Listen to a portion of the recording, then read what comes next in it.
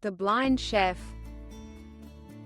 In a bustling city where dreams often got lost in the noise and glitter of everyday life, there lived a young man named Daniel Carter.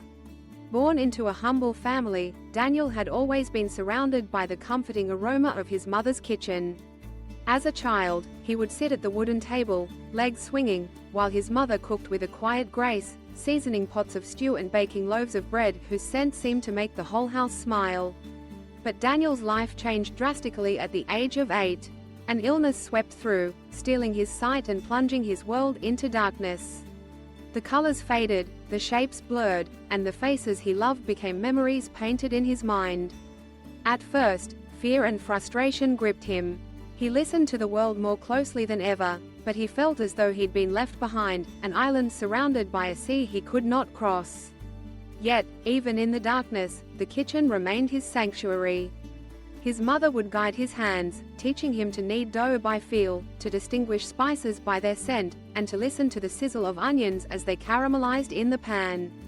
His sense of taste and smell grew sharp, almost preternatural. In time, Daniel realized that food was not just about seeing, but about feeling, tasting, smelling, and hearing. It became his language, a way to connect with the world again. As he grew older, Daniel's passion for cooking only intensified. He spent hours experimenting, creating dishes that danced with flavor. He dreamed of becoming a chef, of sharing his world of tastes and smells with others. But the road ahead was paved with skepticism and doubt. When he announced his ambition to his family and friends, many tried to dissuade him. "It's dangerous," they said. "How will you manage knives and stoves without sight?" Quote, but Daniel's mother believed in him. She remembered the determination in her son's hands as he learned to crack eggs, the patience in his voice as he described the warmth of a simmering broth. She found a culinary school willing to take a chance on him, and Daniel began his formal training, accompanied by a guide dog named Max. The first day at the culinary school was overwhelming. The kitchen was a symphony of sounds, knives chopping, water boiling, orders being called out. Daniel navigated the chaos by listening carefully, mapping the kitchen in his mind. He labeled everything in Braille and developed his own system of organization. He learned to identify ingredients by touch and smell, and he used talking thermometers and timers to monitor his cooking. His classmates were wary at first. They watched as Daniel carefully measured flour, diced vegetables, and seared meats. They doubted, but Daniel's dishes spoke for themselves. His flavors were bold, his textures harmonious. He began to teach others the importance of all the senses in cooking, not just sight. Despite his growing reputation, there were moments of deep struggle.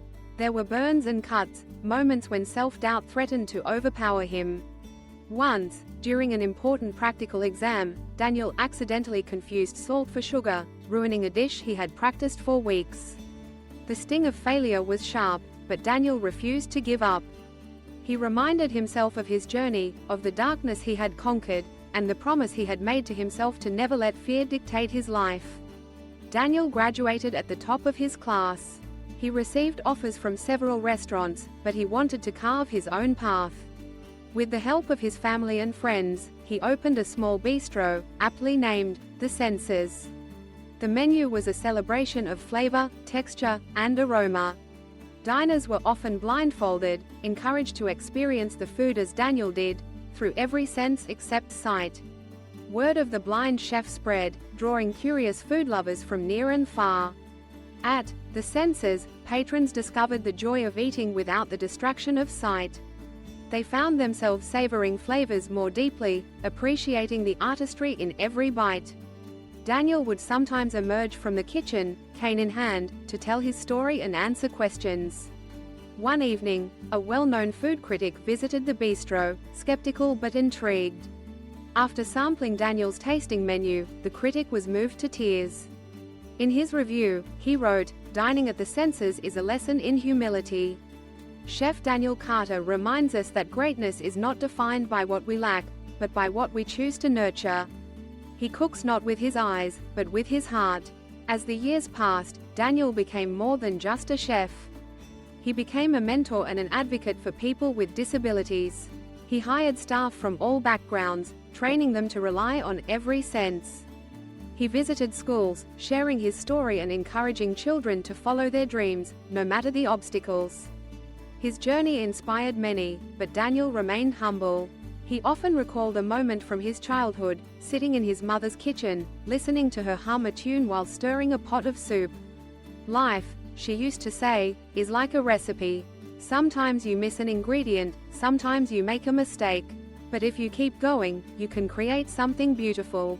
Daniel's story is not just about overcoming blindness, but about the power of belief in oneself, in the kindness of others, and in the possibility that adversity can lead to greatness.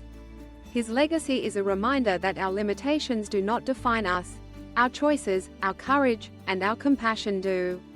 People who dined at the senses left with more than just a full stomach. They carried with them a profound lesson. They learned to appreciate the world beyond what they could see, to savor the richness of life in every sense. Daniel's journey became a beacon for all who felt lost in darkness, showing that with perseverance, creativity, and heart, even the deepest challenges can be transformed into something extraordinary. So, let Daniel's story remind you, no matter the obstacles you face, no matter how impossible your dreams may seem, there is always a way forward. Trust your senses, trust your heart, and never let anyone tell you what you cannot do.